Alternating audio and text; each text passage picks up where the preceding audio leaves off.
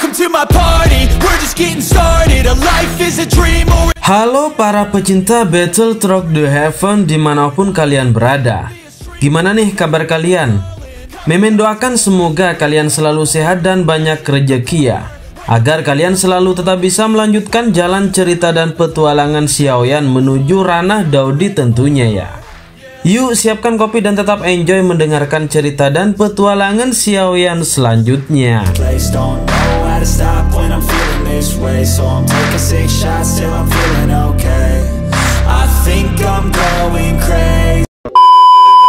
Wilayah sudut hitam berangsur-angsur menjadi tenang setelah pertempuran hebat yang sangat sengit di kota Feng berlalu.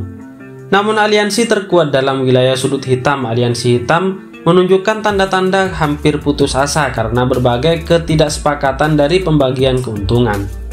Anggota dalam aliansi hitam adalah semua faksi kuat di dalam wilayah sudut hitam. Sebagian besar faksi ini semuanya memiliki martabat, dan tidak ada lagi dari mereka yang mau tunduk satu sama lain. Mengingat reputasi Han Feng di masa lalu, mereka masih bisa menahan Han Feng dan memerintah mereka karena kemampuannya yang luar biasa.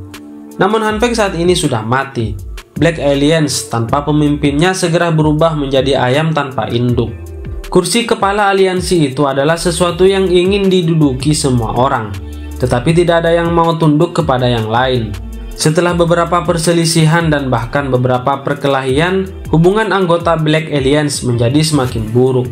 Hanya masalah waktu saja sebelum mereka bubar total. Awalnya, Gold Silver Brother memiliki kemampuan untuk memerintah mereka. Namun mereka kehilangan keberanian untuk melawan Akademi Jianan setelah masalah Han Feng. Makanya mereka tidak berani nongol. Kedua orang tua itu benar-benar menghilang sehari setelah kematian Han Feng, meninggalkan aliansi hitam yang benar-benar kacau. Bahkan yang terkuat dalam aliansi telah melebarkan kaki mereka dan melarikan diri.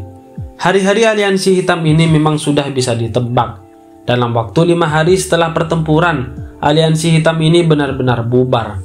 Dengan demikian, faksi aliansi terbesar dalam wilayah sudut hitam tidak ada lagi. Akademi Jianan akhirnya bisa benar-benar menghela nafas lega setelah aliansi hitam bubar. Pertarungan antara Akademi Jianan dan wilayah sudut hitam telah berakhir setelah kemenangan mutlak bagi Akademi Jianan. Tentu saja, Xiaoyan sebagai orang dengan penghargaan terbesar atas kemenangan dalam pertarungan ini. Reputasi Xiaoyan tidak hanya menjadi tak tertandingi di antara murid-murid Akademi Jianan, tetapi juga di antara para sesepuh. Bahkan penatua pertama yang paling senior juga akan berhenti mengobrol dan tersenyum dengan orang muda dari generasi yang lebih muda ini ketika dia melihatnya. Kekuatan sebenarnya yang ditunjukkan Xiaoyan dalam pertempuran hebat ini telah mengguncang setiap orang. Tentu saja Xiaoyan tidak tertarik pada betapa populernya dia di Akademi Dalam saat ini. Sejak dia kembali ke Akademi Dalam, dia telah memasuki ruang rahasia untuk melakukan kultivasi dan memulihkan diri. Meskipun dia telah berhasil membunuh musuhnya dalam pertarungan besar ini dengan Han Feng, dia juga terluka parah. Pemulihannya kali ini memakan waktu 7 hari penuh. Saat itulah luka di dalam tubuh Xiaoyan mulai secara bertahap menunjukkan tanda-tanda sembuh total. Selain itu, situasi ini karena berbagai cairan spiritual yang telah terakumulasi di tubuhnya dan kemampuan pemurnian api surgawi. Jika itu adalah orang biasa, seseorang tidak akan bisa pulih sepenuhnya dari luka seperti itu dalam waktu setengah bulan atau 1 bulan penuh. Selain itu, seseorang mungkin memiliki beberapa cedera jangka panjang, dari cedera ketidakmampuan untuk sembuh sepenuhnya karena mereka terluka serius. Batu cahaya bulan yang dimasukkannya ke dalam dinding ruang rahasia yang tenang di dalam gerbang Pan memancarkan cahaya samar, mengeluarkan kegelapan di dalam ruangan. Cahaya hangat menyinari pemuda berjubah hitam yang duduk bersila memulihkan diri dari luka-lukanya. Napas pemuda berjubah hitam itu sangat tenang. Dia menarik dan menghembuskan napasnya, dan mempertahankan siklus yang sempurna. Setiap kali siklus pernapasan selesai, ruang di sekitarnya akan membentuk sedikit cahaya. Segera, energi alami yang sangat kuat mengikuti pernapasannya dan mengalir ke tubuhnya. Energi alami mengalir tanpa henti ke dalam tubuh pemuda itu. Yang terakhir ini seperti lubang tanpa sadar yang tidak bisa diisi. Tidak peduli bagaimana energi itu mengalir, tubuhnya tidak menunjukkan tanda-tanda telah terisi penuh. Pelatihan dan penyembuhan yang tenang berlangsung untuk waktu yang tidak diketahui. Pada titik waktu tertentu, pucat di wajah Xiaoyan sepenuhnya digantikan oleh warna merah yang sangat sehat. Cahaya di udara di sekitarnya perlahan menghilang. Bulu mata Xiaoyan tiba-tiba bergetar setelah cahayanya menghilang. Dia akhirnya membuka matanya dan perlahan beberapa saat kemudian, api hijau zamrud berkobar di pupil hitam pekatnya sebelum menghilang dengan cepat. Seteguk udara keruh yang telah bertahan di dadanya untuk waktu yang sangat lama keluar dari tenggorokannya. Tampak keabu-abuan, tetapi tidak diragukan lagi lebih baik daripada udara hitam pekat yang sebelumnya memiliki racun mematikan. Dari kelihatannya, siring poison yang tersisa di tubuhku juga telah benar-benar hilang selama 2 tahun yang aku habiskan di bawah magma. Xiaoyan terkejut saat melihat udara keruh keabu-abuan yang samar. Setelah itu dia mulai bergumam dengan gembira. Sharing poison itu akhirnya menjadi duri di hatinya. Meskipun itu tidak menyebabkan banyak kerugian karena itu ditekan oleh api surgawi, sepertinya tidak ada yang akan sepenuhnya diyakinkan jika racun mematikan seperti itu tetap ada di tubuh mereka. Oleh karena itu wajar jika Xiaoyan tidak bisa menyembunyikan kegembiraan di dalam hatinya saat melihat sharing poison telah benar-benar menghilang. Lukaku benar-benar sudah sembuh total. Dari kelihatannya, aku menghabiskan waktu yang cukup lama dalam istirahatku.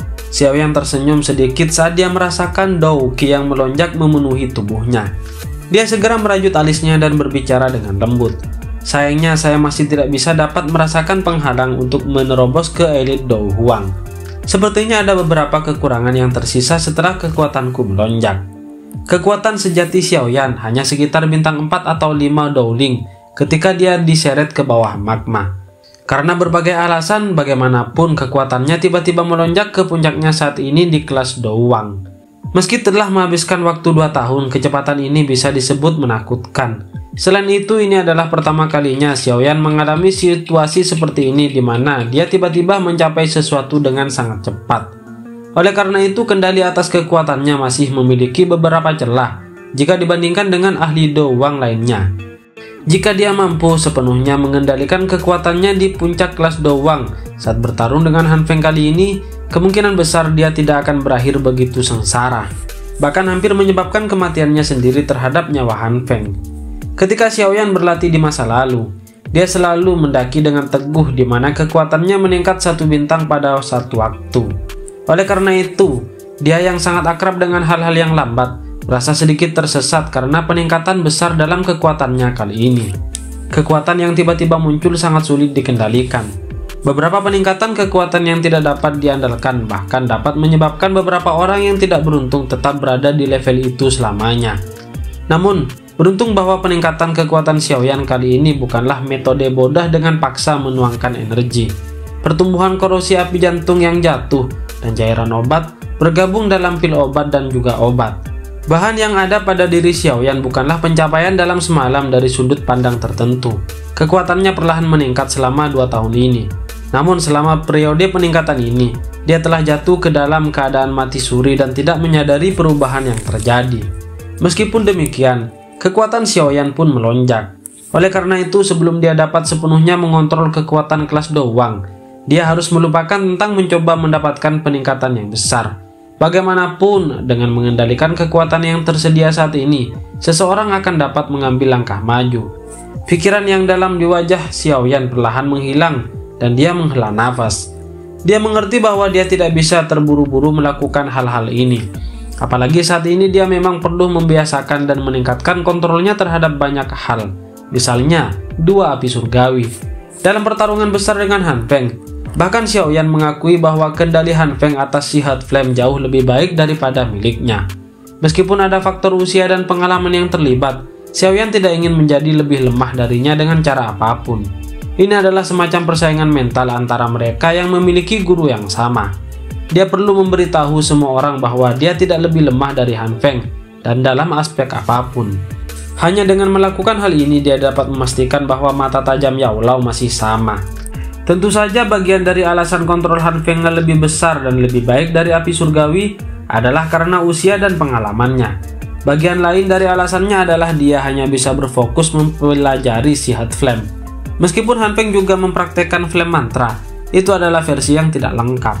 Han Feng mungkin mendapatkan pemahaman yang lebih besar tentang Flame Mantra selama bertahun-tahun mempraktekkannya. Tetapi tingkat kendali atas api surgawi jauh lebih rendah daripada Xiaoyan. Oleh karena itu, ini mengakibatkan dia hanya bisa menjaga si hot flame sepanjang hari. Di sisi lain, Xiaoyan telah mempraktekkan flame mantra yang lengkap sejak awal. Sepanjang jalan, dia telah membagi perhatiannya dan mengubah beberapa api yang berbeda. Oleh karena itu, Han Feng telah mengambil jalur khusus sementara Xiaoyan telah mengambil jalur semua kultivasi. Masing-masing memiliki kelebihan masing-masing. Tapi jika seseorang hanya membahas tingkat kendali atas api, wajar saja jika Han Feng lebih baik. Sekelompok api hijau giok muncul di tangan Xiaoyan mengikuti suara rendah dan dalam. Dia menatap api baru ini yang lahir dari penggabungan dua jenis api. Dan agak bingung karena api surgawi itu lahir dari penggabungan api surgawi. Kemungkinan besar itu tidak diberi peringkat pada peringkat api surgawi. Bagaimanapun, flame mantra bukanlah sesuatu yang dipraktekkan semua orang. Oleh karena itu, Xiaoyan bahkan tidak menyadari apa namanya. Dia berjuang dengan ini untuk sementara waktu. Merasa sangat tertarik saat dia berusaha untuk memberinya nama. Xiaoyan pun memberinya nama dengan Glazed Lotus Hot Flame. Nama sederhana ini menyebabkan Xiaoyan merasa agak bersemangat. Sepertinya tidak banyak orang yang memiliki kualifikasi untuk memberi nama api surgawi baru di dunia ini. Mungkin di masa depan, jenis api ini akan mendapat peringkat di peringkat api surgawi ketika dia menjadi seorang di puncak benua. Xiaoyan tidak yakin tentang di mana yang disebut Glazed Lotus Hot Flame ini harus diberi peringkat pada Heaven Flame Ranking. Namun menurut tebakannya, ini setidaknya akan lebih rendah dari Bone Chilling Flame yang low. Bagaimanapun terlepas dari kebenaran buruknya hal ini, itu masih lahir dari penggabungan dua jenis api surgawi. Kekuatannya bisa dilihat dari bagaimana itu dengan kuat menekan si Hot Flame dalam pertempurannya dengan Han Feng. Api hijau giok menggeliat berulang kali di tangan Xiaoyan. Sesaat kemudian, dia tiba-tiba menarik tangannya, dan nyala hijau giok terbagi menjadi dua kelompok yang terdiri dari api berwarna hijau dan juga api yang tidak terlihat. Dia merasa sangat puas dengan kemampuan api surgawi yang baru lahir ini untuk memiliki kemampuan untuk berubah menjadi dua jenis api surgawi sesuka hati. Dari kelihatannya, saya baru melatih kendali atas api yang benar di masa depan. Kalau tidak, biarpun aku bisa mengendalikan kedua jenis api ini, aku hanya bisa menggunakan serangan yang paling dangkal. Kedua api naik dari jari Xiaoyan saat dia bergumam. Dibandingkan dengan serangan Heavenly Flame yang kuat namun rumit, serangan Heavenly Flame tidak diragukan lagi akan tampak jauh lebih sederhana dan biasa. Jari Xiaoyan mengusap cincin penyimpanan laut yang tenang itu di jarinya. Dia tiba-tiba teringat sesuatu, dan dia menjentikkan jarinya ke cincin penyimpanan. Segera, gulungan kuno hitam gelap muncul di tangannya. Gulungan itu bulat sempurna, tampak seperti silinder. Dia tidak dapat menemukan tempat untuk membukanya. Namun cahaya gelap dan dalam yang samar-samar merembes keluar dari dalam dan membuatnya tahu bahwa itu adalah luar biasa. Melihat gulungan itu, dia teringat hal yang Yun Er serahkan dan dengan sungguh-sungguh dan hati-hati kepada Xiaoyan ketika Yun Er akan pergi. Menurut apa yang Yun Er katakan saat itu adalah sesuatu yang hanya bisa dibuka setelah seseorang memiliki kekuatan doang. Dan Xiaoyan pun penasaran dengan gulungan itu. Dan kita lanjut di chapter selanjutnya guys ya.